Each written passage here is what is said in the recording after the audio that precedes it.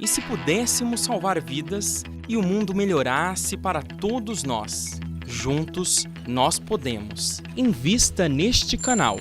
Invista em um mundo melhor.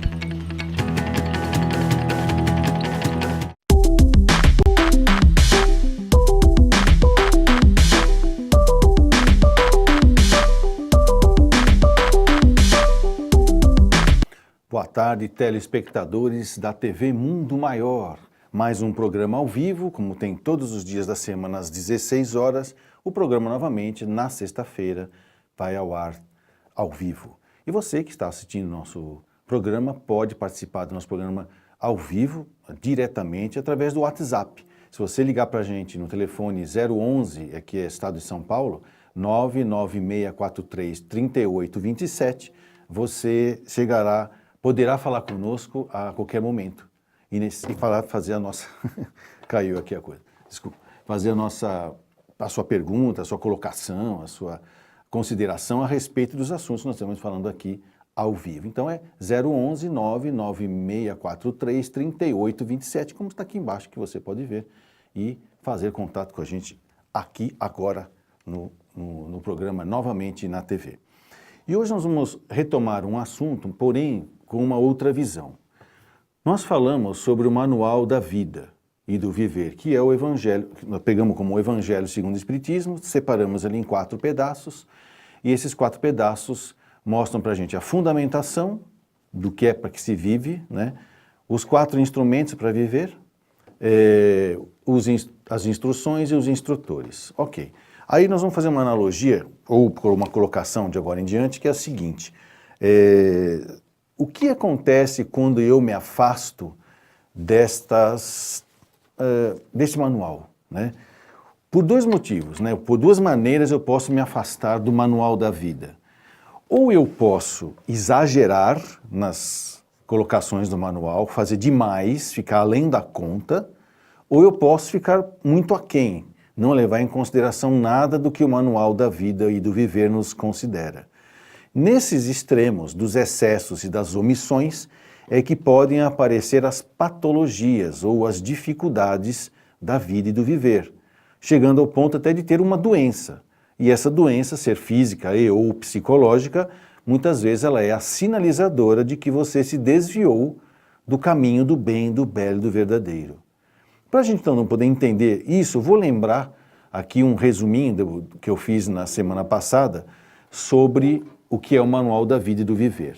Se a gente colocar o nosso primeiro slide, vocês vão ver aqui, eu já coloquei isso como a primeira parte do manual, que é dividido em 4. O Evangelho a gente divide em 4 pedaços. A primeira parte são os primeiros 6 capítulos, que é a fundamentação.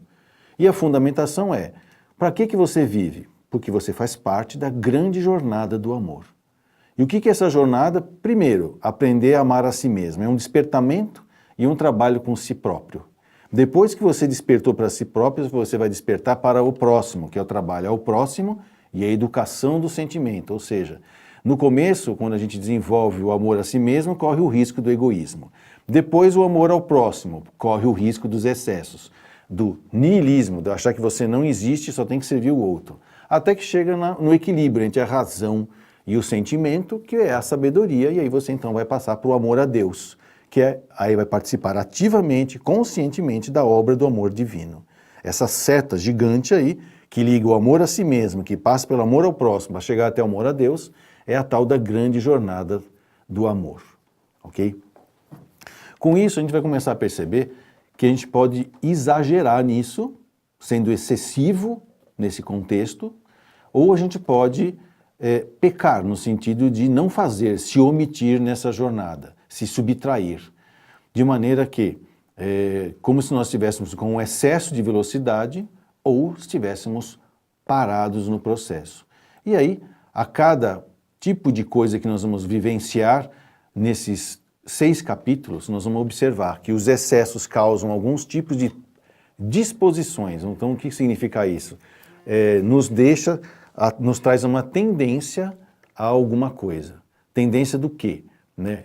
Tendência de algum comportamento, de alguma situação que acaba nos levando, vamos dizer assim, a uma patologia. A princípio não é doença, mas são comportamentos que se repetem E por se repetir assim muitas vezes e por muito tempo, e às vezes por repetição das pessoas que estão à nossa volta, a gente acha que aquilo é normal. E realmente é normal. Lembrando que normalidade é apenas um dado estatístico, né? Eu gosto sempre de lembrar disso, né? Que a estatística é a arte de torturar os números até que ele diga o que você quer. É assim que as indústrias farmacêuticas, que as indústrias, tudo impinge a você apelando para o seu raciocínio usando a estatística, dizendo que o normal, que é aquilo que mais acontece, é isso.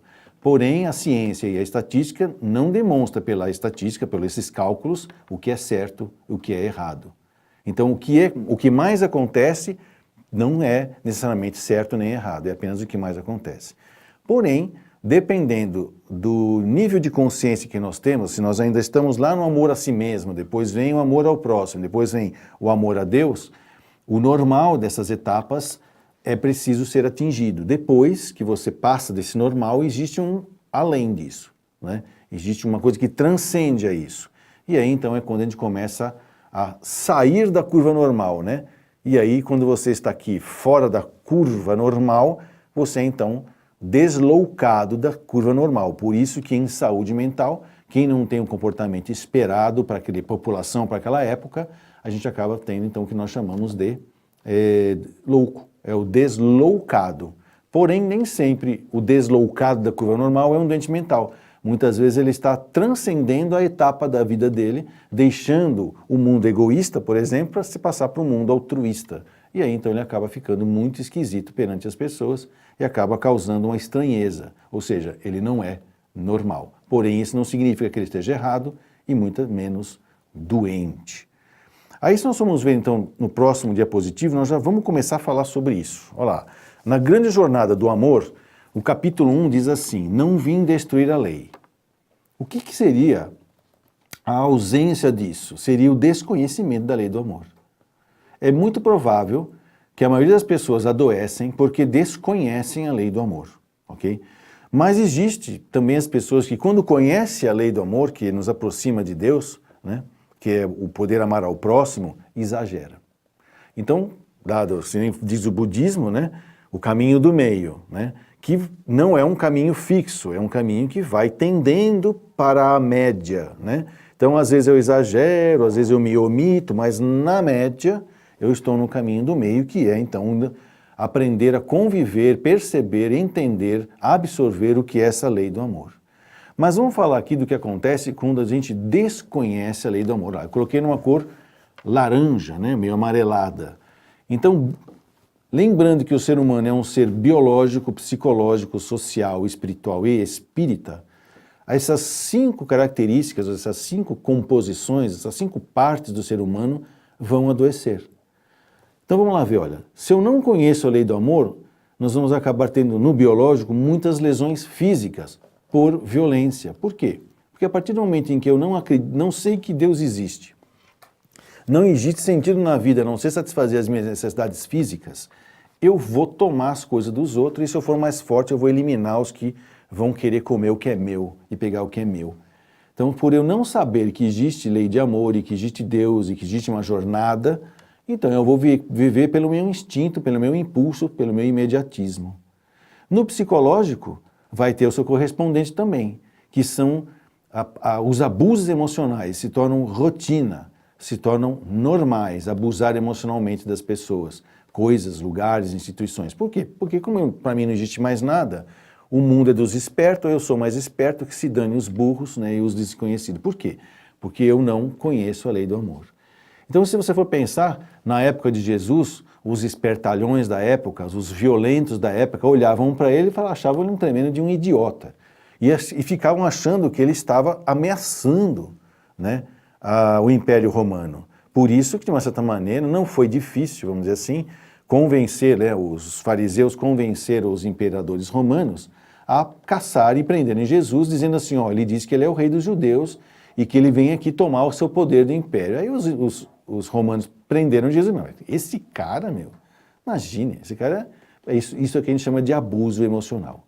Voltando lá para o nosso lado social, nós vamos ver que quando você desconhece as leis do amor, o que acaba acontecendo? O que acontecia na época pré-Cristo, ou antes de Cristo. Guerras escravidão e a lei de Talião. Isso é o social de quem não sabe que existe a lei do amor. E o espiritual é o culto ao ego. Só existe eu, né? Somente eu, o mundo está aí para me servir e que se dane o resto. É o valor ético e moral de quem não sabe que existe Deus. E depois o lado espírita, a gente acaba sofrendo inconscientemente, totalmente desavisado da ideia de espiritualidade e de sobrevivência da vida material, sobre a vida material, obsessões instintivas, ou seja, vinganças sanguinárias, né, entre as pessoas encarnadas e desencarnadas. E mesmo entre encarnados e encarnados e entre desencarnados, né, existe essa busca obsessiva da vingança instintiva, sanguinária. Ou seja, porque você me tirou a vida, então eu preciso dela, porque só existe a vida, né? Não existe nada a fazer a não ser gozar fisicamente tudo que me é possível. Esse é o tal do desconhecimento da lei do amor. Depois nós vamos ver também, eu já vou começar a ver, depois no intervalo eu retomo, que no capítulo 2 diz, meu reino não é deste mundo.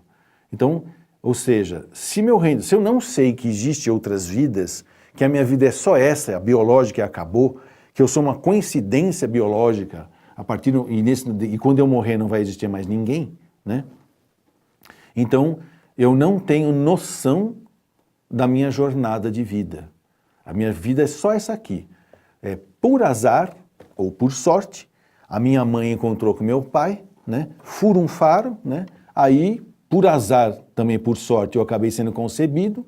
Por azar ou por sorte, eu sobrevivi à gestação. Por azar ou por sorte, né? Ou seja, pela estatística, houve um arranjo fortuito que me permitiu nascer. E agora eu estou fortuitamente vivendo e com isso, se eu for mais inteligente, mais esperto, mais bonzão, como a minha vida não tem sentido nenhum a não ser gozar tudo que eu tenho permitido e não tem nem para onde ir, é só gozar e morrer, então é claro, com certeza eu vou me tornar provavelmente uma pessoa uma pessoa instintiva e de sentimentos muito atávicos, se é que tem sentimentos. Nós vamos voltar depois do intervalo para continuar falando o que acontece patologicamente quando eu não tenho noção da minha jornada. Até lá.